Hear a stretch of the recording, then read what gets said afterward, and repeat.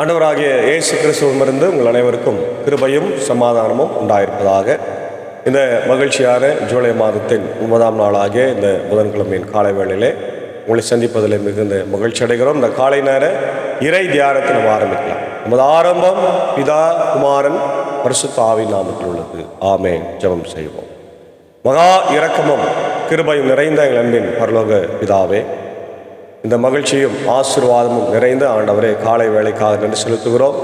கடந்து போன இரவு முழுவதும் கிருபையாக எங்களை காத்து வழிநடத்தினீர். எங்களை தேவையை சந்தித்தேன். இந்த நாளிலே நம்முடைய இறை வார்த்தையோடு இந்த நாளை ஆரம்பிக்க காத்திருக்கிற ராஜா, ஆண்டவர் நீர் பேசுங்க, நாங்கள் கேட்கின்றோம். உடைய பாடல்களையும் ஆண்டவரே ஏதோ இந்த ஜபத்தையும் நாங்கள் செய்கிற போது எங்களை ஆசீர்வதித்து பலப்படுத்தும். அடியனையும் அன்பர் சாரியும் சகசரி எடுத்து பயன்படுத்தி இதை கேட்டு பயன்படுகிற எல்லா மக்களுடைய வாழ்க்கையிலே உடைய இறை ஆசீர்வாதத்தையும் விடுதலை தந்து வழிநடத்தும். இறை மைந்தன் இயேசுவின் மூலம் ஜபிக்கிறோம் நல்ல பிதாவே. ஆமென். காலை வேளையிலே நாம் சாரோடு இணைந்தவர்களாக பக்தருடன் பாடுவேன் பரமபிதா என்ற பாடலை நாம் சாரோடு இணைந்து நாம் பாடுவோம். பக்தருடன் பாடுவேன் என்ற பாடல்.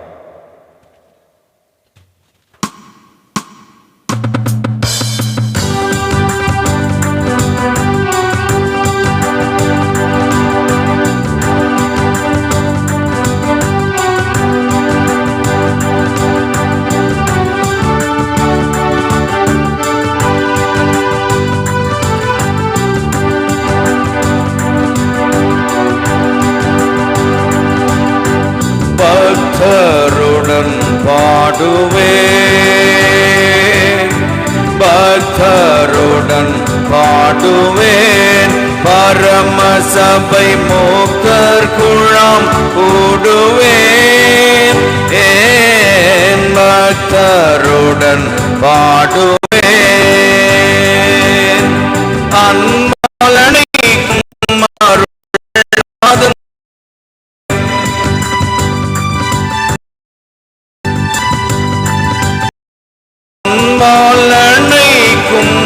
அருளாதன் மார்பீரல் இன்பம் கர்ந்திழை பாருவோர் கூட நான் பக்தருடன் பாடுவேன்.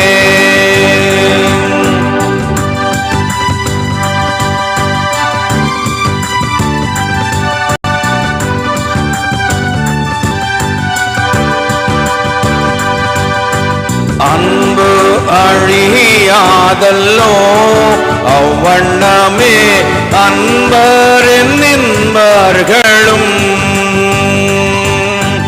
அன்பு அழியாதல்லோ அவ்வண்ணமே அன்பரின் நின்பர்களும். பொன்னடி பூமானின் பூத்துயிர் பெற்றதால் பொன்னடி பூமானின் பூத்துயிர் பெற்றதால் என்னுடன் தங்குவார் என்னோழி காலமாய் பக்தருடன் பாடுவேன்.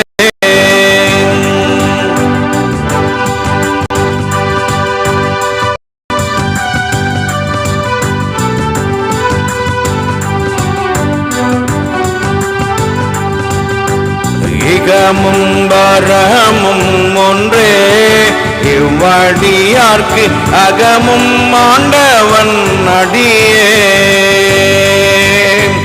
இகமும் வரமும் ஒன்றே இவ்வடியார்க்கு அகமும் ஆண்டவன் அடியே. சுகமும் நற்செல்வமும் சோற்றமும் மோற்றமும்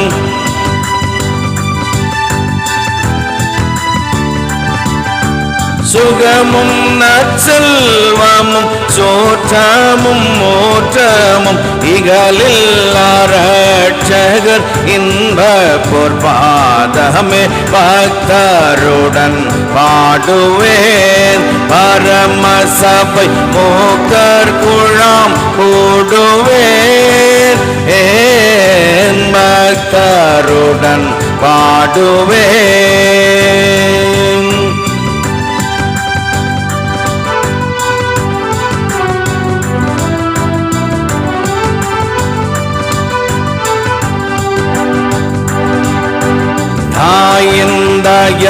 ஓடையாய் தமியனின் சேயன் கண்மோடுகையில் தாயிந்தய ஓடையாய் தமியனின் சேயன் கண்மோடுகையில் ஆயோளி பசும் பொன்னு பக்தர் சிந்தாமணி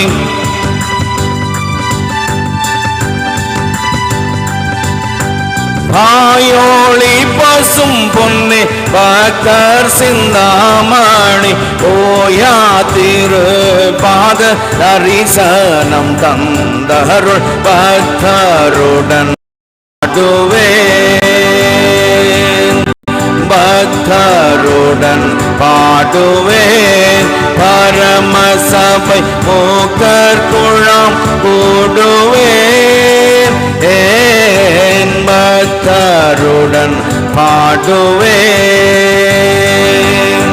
பக்தருடன் பாடுவேன் பக்தருடன் பாடுவேன்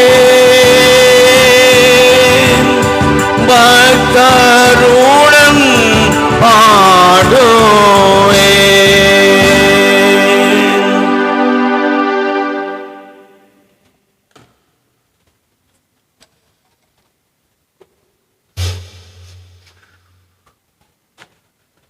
திருத்துவ கடவுளாகிய பிதா குமாரன் பரிசுத்த ஆவினிடத்திலிருந்து நம் அனைவருக்கும் கிருபையும் சமாதானமும் உண்டாயிருப்பதாக. ஆமென். அன்பான தேவ பிள்ளைகளை, இந்த மகிழ்ச்சியும் ஆசீர்வாதம் நிறைந்த ஜூலை மாதம் 9ஆம் நாளுக்காக கடவுளுக்கு நான் நன்றி செலுத்துகிறேன். இந்த நாளிலும் நாம் வாசித்து தியானிக்கும்படியாக கடவுளுடைய வார்த்தையாக நாம் எடுத்துக்கொண்டது அது கொலேசியர் 3ஆம் அதிகாரம் 12ஆம் வசனம் முதல் 17ஆம் வசனம் வரையில் இருக்கின்ற இறை வார்த்தைகள். இந்த கொலேசியர் புத்தகத்தை பற்றி நாம் பார்க்கும்போது விவிலியத்தில் கிறிஸ்தியல் விளக்கம் மிகுதியாய் கொண்ட நூல் கொலேசியர் திருமுகமாகும். கிறிஸ்து இல்லாமல் கிறிஸ்தவர்களாய் வாழ இயலாது என இத்திருமுகம் வலியுறுத்தி கூறுகிறது. இத்திருமுகத்திலேயே பவுல்தான் இதன் ஆசிரியர் என குறிப்பிடப்பட்டுள்ளது. 19ஆம் நூற்றாண்டு வரை இதனை யாரும் மறுக்கவில்லை. ஆனால் அண்மை காலத்தில் இத்திருமுகத்தில் பயன்படுத்தப்படும் சொற்கள், மொழிநடை, இறையில் கருத்துக்கள் அடிப்படையில் இதனை பவுலே நேரடியாக எழுதியிருக்க மாட்டார் என்னும் கருத்து வலுப்பெற்று வருகிறது. அவரது கண்ணோட்டத்திலே மாறிவிட்ட காலகட்டத்திற்கும் சிக்கல்களுக்கும் ஏற்ப அவரது பெயரில் பவுலின் சீடர் ஒருவர் இதை எழுதியிருக்க வேண்டும் என்ற கருத்து எழுகின்றதை நாம் பார்க்கிறோம். சூழலும் நோக்கமும் பார்க்கும்போது சின்ன ஆசியாவில் இருந்த கொலேசை நகரத்தில் பவுல் நேரடியாய் நற்செய்தி பணி ஆற்றவில்லை. ஆனால் எபேசு நகரில் அவர் தங்கியிருந்த போது எபாப்ரா மூலமாய் கொலேசையில் நற்செய்தி அறிவித்தார். இந்நகரில் ஞான உணர்வு கொள்கையின் தொடக்க வடிவமும் யூத சிந்தனைகளும் இணைந்த சில கொள்கைகள் பரவி கிடந்தன. சடங்கு விதிகளுக்கு முக்கியத்துவம் தருதல், உடல் ஒருத்தல், வான தூதர் வழிபாடு, மனித ஞானம், மரபு, அதனை நம்பிக்கை வைத்தல் போன்றவை கொள்கையில் விரவி கிடந்தது. இந்நிலையை கண்டித்து கிறிஸ்தவ உண்மையை நிலைநிறுத்த இத்திருமுகம் எழுதப்பட்டிருக்க வேண்டும். இச்சிறையிலிருந்து எழுதப்பட்டதாக சொல்லப்பட்டிருக்கிறதால் இது சிறைகூட மடல்கள் ஒன்றாக கருதப்பட்டது. கிபி 70 80ஆம் ஆண்டுகளில் இது எழுதப்பட்டிருக்கலாம் என்று நம்ம பார்க்கிறோம். அன்பான தேவனுடைய பிள்ளைகளே, இந்த நாளுக்குரிய தலைப்பு living as God's chosen ones. Living as God's chosen ones. கடவுளுடைய பிள்ளைகளாய் தெரிந்து கொள்ளப்பட்டவர்களாய் நம்ம வாழ்தல். அப்போ இதில் முக்கியமான வசனம் 12ஆம் வசனம். ஏன்னா அதுதான் நீங்கள் கடவுளால் தேர்ந்து கொள்ளப்பட்டவர்கள், அவரது அன்பிற்குரிய இறை மக்கள். எனவே அதற்கு இசைய நீங்கள் பரிவு, இரக்கம், நல்லெண்ணம், மனத்தாழ்மை, கனிவு, பொறுமை ஆகிய பண்புகளால் உங்களை அணி செய்யுங்கள். நம்ம இன்னைக்கு எல்லாருமே நகைக்காக நம்ம ரொம்ப ஆசைப்படும். எல்லாருமே யாரும் நகை எனக்கு வேண்டான்னு சொல்கிறவங்க யாரும் கிடையாது. ஏன்னா இன்னைக்கு உலகத்தில் அதிகமாக இருக்கிற விலைகளிலே தங்கமும் இருக்கிறோம். அது நம்ம எல்லா நிகழ்வுகளிலும் நம்ம பயன்படுத்துகிறோம், கல்யாணத்தில், வாழ்க்கையில், எல்லா சூழ்நிலையிலும். அப்போது எதை வைத்து நாம் அணி செய்யணும்? கிறிஸ்தவ வாழ்க்கையில் எதை வைத்து அணி செய்ய வேண்டும் என்றால், கடவுளால் தேர்ந்து கொள்ளப்பட்டவர்கள், chosen one, the chosen people, பரிவு, இரக்கம், நல்லெண்ணம், மனத்தாண்மை, கனிவு ஆகியவைகளை உங்களுக்குள்ள நீங்கள் அணிந்து கொள்ளுங்கள், நீங்கள் அணி செய்யுங்கள் என்று இங்கே பவுல் ரொம்ப அழகா தெளிவாக குறிப்பிடுகின்றதை நம்ம பார்க்க முடிகின்றது. ஏனென்றால் கிறிஸ்தவ வாழ்க்கையில் இதுதான் மிகவும் முக்கியத்துவம் வாய்ந்ததாகவும் பார்க்கப்படுகிறது. கிறிஸ்தவ கேரக்டர் எல்லாமே ஆண்டவருடைய பிள்ளைகளாய் வாழ்வதற்கு இதுவே நமக்கு உதவியாக இருப்பதாக நம்ம பார்க்கிறோம். Therefore, as God's chosen people, holy and dearly loved, clothe yourselves with compassion and kindness, humility, gentleness and patience. இந்த கேரக்டர்ஸ் இன்னைக்கு நம்மக்கிட்ட இருந்தால் அது ஆண்டவருடைய பிள்ளைகளாக நாம் உலகத்தில் சாட்சியாய் வாழ்வதற்கு பெரிய உதவியாக இருக்கும் என்பதில் சந்தேகம். அதான் பார்க்கும். Characteristics of God's chosen ones. Characteristics of God's chosen ones. கடவுளால் தெரிந்து கொள்ளப்பட்ட மக்களுடைய குணநலன்கள் அதான் முக்கியமானது. அப்போது கம்பேஷன் அண்ட் கைண்ட்னஸ் இது ரொம்ப ஆண்டவர் நம்மகிட்ட எதிர்பார்க்கிறார். Compassion and kindness. கம்பேஷன் மனதுருக்கம், நல்ல நடந்து கொள்வது. The importance of showing compassion and kindness to others. Humility and gentleness, highlighting the need for humility and gentleness in relationships. அதே நேரத்தில் தாழ்மை, gentleness, மனத்தாழ்மையோடு நம்ம வாழ்வது. மூன்றாவது பேஷன்ஸ் அண்ட் ஃபர்கிவ்னஸ், அமைதியாக இருப்பது, மன்னிப்பது. இது ரொம்ப முக்கியம். ஆண்டவருடைய பிள்ளைகளுக்கு ரொம்ப ரொம்ப அவசியமானது அமைதியும் அதே நேரத்தில் மன்னிப்பும். இது ரெண்டுமே நம்முடைய வாழ்க்கையில் ஆசீர்வாதமாக இருக்கும். ஒருவரை ஒருவர் பொறுத்து கொள்ளுங்கள். ஒருவரை பற்றி ஒருவருக்கு ஏதாவது முறையீடு இருந்தால் மன்னியுங்கள். ஆண்டவர் உங்களை மன்னித்தது போல நீங்கள் மன்னிக்க வேண்டும். இவை அனைத்துக்கும் மேலாக அன்பையே கொண்டிருங்கள். அதுவே இவை அனைத்தும் பிணைத்து நிறைவு பெற செய்யும். கிறிஸ்து அருளும் அமைதி உங்கள் உள்ளங்களிலே நெறிப்படுவதாக. இவன் அமைதிக்கென்று நீங்கள் ஒரே உடலின் இருங்கள். கிறிஸ்துவை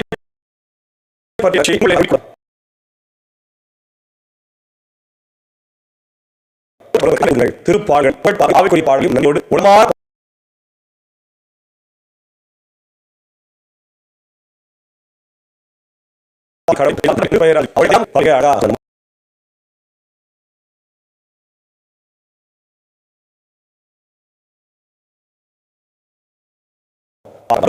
அன்பு அன்பு உலகத்தில் மிக சிறந்த ஆகச் சிறந்த நற்பண்புகளாக தலை சிறந்த பண்பு அன்பு தான். அந்த அன்பை நம்முடைய வாழ்க்கையில நாம் பிறர் மீது காண்பிக்கும் போது அன்பு நம்முடைய வாழ்க்கையில எல்லாருக்கும் பொதுவானதாய் மாறி அன்பின் வழியாக அநேக மக்களை நாம் இழுத்து கொள்ளுகின்ற ஒரு சூழ்நிலையை நம்மளை கொண்டு வரும். Love and unity. Love as the bond of perfection. நம்ம மற்ற அன்புதான் சிறந்த ஒரு அசையாக இருக்கிறது. அதாவது உடைந்து போன பாத்திரங்களை, உடைந்து போன பொருட்களை, பீந்து போன கயிறோ ஒட்ட வைப்பதற்கு பயன்படுவது அந்த பாண்டுன்னு சொல்றோம், பசை. அந்த பசையை போல இன்றைக்கு உலகத்தில் ஜாதினாலும் மதத்தினாலும் மொழியினாலும் பல்வேறுபட்ட ஜியோகிராபிக்கல் பவுண்டரினால நம்ம பிரிந்திருக்கிறோம். நம்ம இந்தியர்கள் இந்தியர்களே தமிழ்நாட்டில் இருக்கிறேன், நான் கர்நாடகாவில் இருக்கிறேன், நான் கேரளாவில் இருக்கிறேன், நான் ஆந்திராவில் இருக்கிறேன், நான் வட மாநிலத்தில் இருக்கின்றேன், நான் இந்த ஜாதியை சார்ந்தவன், அந்த ஜாதியை சார்ந்தவன், நான் இந்த கடவுளை வணங்குறேன் அப்படி சொல்லி பல பிரிவினைகளோடு நம்ம வாழ்கிறோம். இப்போ நம்ம எல்லாரையும் ஒட்டுவதற்கான ஒரே ஒரு பசை, த கம் பாண்ட் என்னன்னா, பாண்டிங் ஏஜென்ட் இஸ் லவ், அன்புதான். அன்பு இல்லை என்றால் இந்த உலகத்தில் ஒருவரை ஒருவர் சார்ந்தோ ஒருவரை ஒருவர் ஒட்டி கொண்டோ வாழ முடியாது. இன்னைக்கு அன்பை பார்க்கும்போது எல்லா மதத்தினுடைய வேறாக இருக்குது, அது வெளியே தெரியாது. ஆனால் எல்லா மதத்திற்கும் வேறாக இருப்பது அன்பு தான். அந்த அன்பில் இருந்து தான் எல்லா மதங்களும் தோன்றி இருக்கிறது. சில மதங்களில் அன்பே கடவுள் என்று சொல்கிறார்கள். ஆனால் நம்முடைய வேதத்தில் கடவுள் அன்பாய் இருக்கிறார். கடவுளுக்கு அன்பு என்ற ஒரு குணம் உண்டு, அவ்வளோதான். ஆனால் மற்றவங்க சொல்கிறாங்க அன்பே கடவுள் அப்படின்னு. அது அவங்களுடைய நம்பிக்கை. நம்ம அதை ஒன்றும் பெரிய நம்ம சொல்லக்கூடாது. ஆனால் கடவுள் அன்பாக இருக்கிறார் என்பதை வேதாகமம் 1 யோவான்ல நம்ம பார்க்கணும், புதிய ஏற்பாட்டு சிந்தனைகளை. அப்போ கடவுள் அன்பா இருக்கிறதுனால நம்முடைய வாழ்க்கையில எல்லாவற்றையும் அவர் தருகிறார். நமக்காக கல்வாரி சிலுவையில மரித்து ரத்தம் சிந்தி நம்முடைய வாழ்க்கையில ஆண்டவர் நம்மை மீட்டிருக்கிறார். தேவன் தம்முடைய ஒரே பேரான குமாரனை விசுவாசிக்கிறன் எவனோ அவன் கெட்டு போகாமல் நித்திய ஜீவனை தந்திரளி உலகத்திலே இவ்வளவாய நம்ம மேல அன்பு கூர்ந்திருக்கிறார். அப்போ அவருடைய அன்புக்கு அளவில்லை, அவருடைய அன்புக்கு அகலம் இல்லை, அவருடைய அன்புக்கு நீளம் இல்லை, அவருடைய அன்புக்கு ஆழம் இல்லை. ஆகவே ஆண்டவரின் அன்பை ருசித்திருக்கிற நாம் அவர் நிலைத்து வாழ தூய ஆவியானவர் நமக்கு இந்த நேரத்தில் அழைப்பை விடுக்கின்றார்.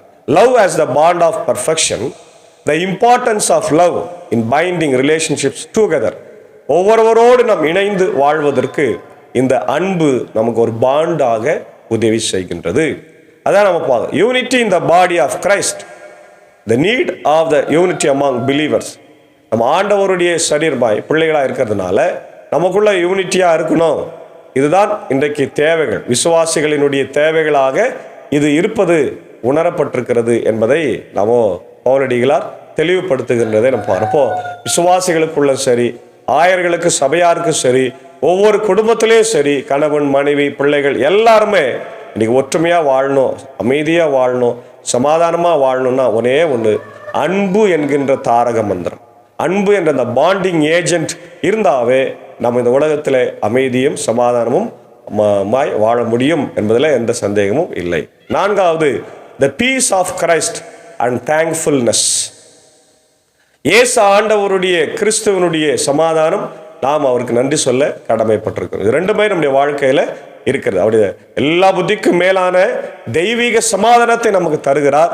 அப்போ நம்ம என்ன சொல்லணும்? அவருக்கு நன்றி சொல்லணும். ஆண்டவர் எனக்கு எல்லாத்தையும் தந்திருக்கிறாரே, ஆகவே எல்லாவற்றையும் தருகிற ஆண்டவருக்கு நான் நன்றி சொல்லுவேன்னு சொல்லலாம். த பீஸ் ஆஃப் கிரைஸ்ட் இல்லையா, the importance of the Christ and its impact on relationship. ஒவ்வொருடைய வாழ்க்கையில் இந்த சமாதானத்தினுடைய தாக்கம் என்ன, தாக்குதல் என்ன என்பதை புரிந்து நம்ம வாழ அழைக்கப்படுகிறோம். 2வது, தேங்க்ஃபுல்னஸ் அண்ட் கிராட்டிடியூட். ஒவ்வொரு நாளும் ஆண்டவருக்கு நம்ம நன்றி சொல்லணும். கர்த்தருக்கு நன்றி செலுத்துங்கள், ஏனெனில் அவர் நல்லவர், அவர் கிருபை என்றும் உள்ளது, அவர் கிருபை தலைமுறையாய் உள்ளது என்று சொல்லி சங்கீதக்காரன் சங்கீதம் 118 சொல்றாலே, அது போல நம்முடைய வாழ்க்கையில எல்லா சூழ்நிலையிலும் நாம் ஆண்டவருக்கு நன்றி சொல்லி வாழும்போது கர்த்தர் நம்மளை பலப்படுத்துகின்றவராக. ஒவ்வொரு கிறிஸ்தவனுடைய வாழ்க்கை importance of thankfulness and gratitude in a Christian life இல்லையா. அடுத்ததுன்னா 5வது, ரிலேஷன்ஷிப்ஸ் அண்ட் ரெஸ்பான்சிபிலிட்டிஸ். ஒவ்வொருடைய வாழ்க்கையில இருக்கின்ற உறவுகளும் அதே நேரத்தில் நம்முடைய கடமைகள். நம்ம எல்லாரோடு உறவுகளாக இருக்கிறோம். கணவன் மனைவி பிள்ளைகள் பெற்றோர்கள், அதே நேரத்தில் அடிமை சுயாதனம், இதெல்லாம் இருக்குது.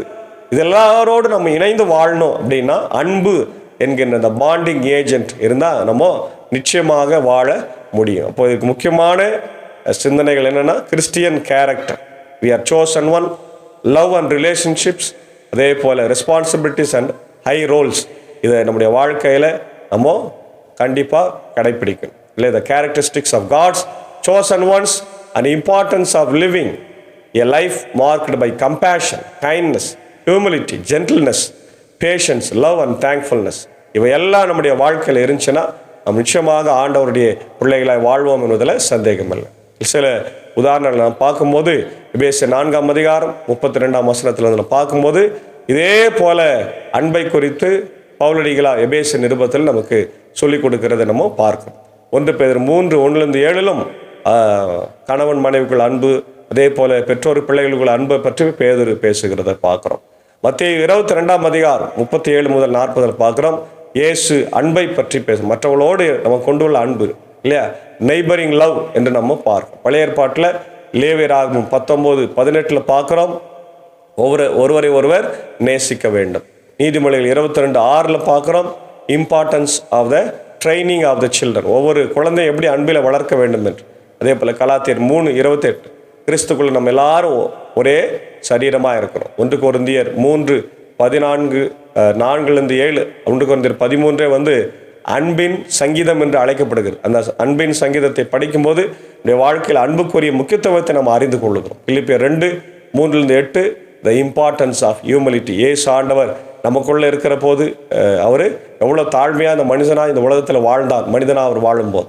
அப்போது Christian character, love and relationship, responsibility, roles இதெல்லாம் நம்முடைய வாழ்க்கையில் இருந்தால் நிச்சயமாக நம் ஆண்டவருடைய பிள்ளைகளாய் வாழ்வோம் என்பதில் எந்த சந்தேகமும் இல்லை. ஆகவே தேவ பிள்ளைகளே, இந்த காலை நேரத்தில் அன்பு என்கின்ற தாரக மந்திரம் நம்முடைய வாழ்க்கையின் அச்சாணியாக இருக்குது. அந்த பழைய காலத்துல எல்லாம் மாட்டு வண்டி ஓட்டின்னு போவாங்க இல்லையா, அந்த மாட்டு வண்டி நல்லா போனோம் அப்படின்னா அச்சாணி அந்த சக்கரத்தில் மையத்தில் இருக்கும். அதுதான் அந்த மாட்டு வண்டிக்கு ரொம்ப முக்கியம். அது இல்லைன்னா சக்கரம் ஓடாது, வண்டியும் ஓடாது. அதுபோல் நம்முடைய வாழ்வின் மைய பகுதியாக இருப்பது அன்பு. அன்பை நம்முடைய வாழ்க்கையில் எல்லார் மேலே காட்டுவோம். அந்த அன்பை நம்ம மற்றவங்ககிட்ட இருந்து கூட பெறுவோம். கர்த்தர் இந்த அருமையான நாளிலே அப்படிப்பட்ட ஒரு இறை வாழ்வை வாழ்ந்த ஆண்டவருடைய பிள்ளைகளாய் சாட்சியாய் ஜீவிக்க, அன்பு செலுத்தி வாழ தூய ஆவியானவர் இந்த நாளிலே நமக்கு உதவி செய்து காப்பாராக. ஆமேன். ஜெபிப்போம். துதிகளின் மத்தியிலே மகிமையோடு வீற்றிருக்கிற எங்கள் நல்ல ஆண்டவர், எங்கள் ராஜாதி ராஜாவே, கர்த்தாதி கர்த்தாவே, இந்த ஆசீர்வதிக்கப்பட்ட மனமகிழ்வான காலை வேளைக்காக நன்றி ஆண்டவர். இந்த நாளிலும் என்னுடைய பணிகளையும் பயணங்களையும் ஆசீர்வதியும். இந்த நாளின் ஆண்டவரே, நாங்கள் போகிற இடங்கள், பணி செய்கிற ஸ்தலங்கள், ஆண்டவரே ஊழியங்கள் எல்லாவற்றையும் ஆசீர்வதியும். கேட்ட வார்த்தைகளுக்காக ஸ்தோத்திரம். அன்பே எங்கள் வாழ்வின் தாரக மந்திரம், அன்பே எங்கள் வாழ்வின் ஆண்டவரே அச்சாணியாக இருக்கிறது. எல்லார் மேலே அன்பு செலுத்தி சாட்சியாய் வாழ்வதற்கு கர்த்தர் எங்களுக்கு நீர் கிருபை தர வேண்டும் என்று கெஞ்சி மன்றாடும். இந்த இறை வார்த்தையை கேட்டுக்கொண்டிருக்கிற அகில உலகத்தில் இருக்கிற எல்லா தமிழ் மக்களையும், தமிழ் கிறிஸ்தவர்களையும் ஆண்டவரே இயேசுவை ஏற்றுக்கொள்ளாதவர்களையும் கர்த்தர் ஆசீர்வதித்து வழிநடத்தும். எல்லாரையும் ஒரு புள்ளியில் நீர் இணைக்கிறீர் என்று சொன்னால் அது அன்பு என்கின்ற தாரக மந்திரம். அந்த அன்பில் நாங்கள் எப்பொழுதும் நிலைத்து வாழ தூய ஆவியானவர்கள் உதவி செய்ய வேண்டுமா நாங்கள் ஜெபிக்கிறோம். கணவன் மனைவியாக, பிள்ளைகளாக, குடும்ப உறவுகளாக, திருச்சபையில் ஆயர் சபையாராக, ஆண்டவரே வேலை செய்கிற இடங்களில் நாங்கள் சக மனிதர்களோடு, நண்பர்களோடு எப்பொழுதும் ஆண்டவரே எங்களை பிணைக்கின்ற இணைக்கின்ற தாரக மந்திரமாக இந்த அன்பு எங்களுடைய வாழ்க்கையில் இருக்கிறது என்பதை உணர்ந்து வாழ தூய ஆவியானவர்களுக்கு மீண்டும் ஒரு முறை கூட ஞானத்தை தார் ராஜா. இந்த வார்த்தைகளை கேட்டுக்கொண்டிருக்கிற அகில உலகத்தில் இருக்கிற எல்லா மக்களையும் ஆசீர்வதிங்க. இஸ்ரேல் ஆண்டவரே போர் நிறுத்துங்க. ஆண்டவரை உக்ரைன் ரஷ்யா போரை நிறுத்துங்க. இயற்கை பேரழிவுகள் செயல்களிலிருந்து எங்களுடைய உலக தேசத்தை காப்பாற்று. குறிப்பாக ஆண்டவர் எங்களுடைய தாய் திருநாடாகி இந்திய தேசத்திற்காக ஜெபிக்கிறோம். இந்திய தேசத்தையும் எங்களுடைய ஆண்டவர் அனைத்து மாநிலத்தையும் ஆசீர்வதிங்க. தமிழ்நாட்டு முதலமைச்சர் ஆசீர்வதிங்க, வழிநடத்துங்க. நாங்கள் சார்ந்திருக்கிற இந்திய சுவிசேஷ லுத்தரன் திருச்சபை, 3 சபை சங்கங்கள், போதகர்கள், ஊழியங்கள், ஸ்தாபனங்கள், பள்ளிக்கூடங்கள், பெருசா மருத்துவமனை, ஆண்டவரே இதோ கண்கார்டியா எரியல் கல்லூரி எல்லாரையும் ஆசீர்வதிங்க, வழிநடத்துங்க. தேவையை சந்திகராஜ். இந்த நாளிலும் பிறந்த நாளைக்கு நன்றி செலுத்துகிற என்னுடைய ஆண்டவரே பிரசாத் பீட்டர் கேஜிஎஃப் ஸ்டெஃபி போட்டோகிராஃபியினுடைய ஓனர், ஆண்டவர் ஆல் இந்தியா கிறிஸ்டியன் அசோசியேஷனுடைய செக்ரட்டரி, இவரை ஆசீர்வதிங்க. இந்த நாளில் பிறந்த நாளைக்கு நன்றி செலுத்துகிற போது இப்படி கிருபை அவரோடு தங்கிருக்கிட்டுங்க. அன்பு மனைவி, பிள்ளைகளை, குடும்பத்தின் மக்களை ஆசீர்வதிக்க வேண்டும் என்று நான் ஜெபிக்கிறோம். தொடர்ந்து ஆண்டவரே இந்த நாளில் இன்னும் யாரெல்லாம் திருமண நாளை பிறந்த நாளை காணுகிறார்களோ எல்லாரையும் ஆசீர்வதிங்க. இதே போல் படுக்கையில் இருக்கிற பலவீனமான மக்களுக்காக ஜெபிக்கிறோம். ஆயர்களுக்காக, சபையாருக்காக, விசுவாசிகளுக்காக ஜெபிக்கிறோம். அடையன் பணியாற்றுகிற பாபனப்பள்ளி, மின்னூர், வடகர, மேல் சரம் திருச்சபைகளை குடும்பங்களை ஆசீர்வதிங்க, வழிநடத்துங்க ராஜா. தேவையை சந்திங்க. இந்த ஊழியத்தலோடு கூட அன்பர் சாரியம், ஏஞ்சக்காவே, அன்பான பிள்ளைகள், மார்த்தாள் மரியாளியம், என்னுடைய ஆண்டவர் சாக்கோ சாரின் டீச்சர் அடியை எடுத்து நீங்கள் பயன்படுத்த வேண்டுமா ஜெபிக்கிறோம். இந்த நாளின் ஆண்டவர் எல்லா பணிகளும் எங்களுக்கு ஆசீர்வாதமாக இருக்கட்டும். ஆண்டவர் சுகபத்திரமாக, பாதுகாப்பாக, ரத்த கோட்டைகளை எங்களை மறைத்து காத்து வழி நடத்த வேண்டுமா ஜெபிக்கிறோம். தொடர்ந்து இந்த இறை ஆசிரியர்களும் ஆண்டவர் சமாதானமும் அன்பு எங்களோடு தங்க இருக்கட்டும். இறை மைந்தன் இயேசுவின் மூலம் ஜெபிக்கிறோம் நல்ல பிதாவே, ஆமேன். எல்லா வல்ல தந்தை, மகன், தூயாவின் ஆசைகள் இந்த நாளில் முன்னரோடு கூட இருந்து கர்த்தர் நம்மை ஆசீர்வதிப்பாராக. ஆமேன். God plus.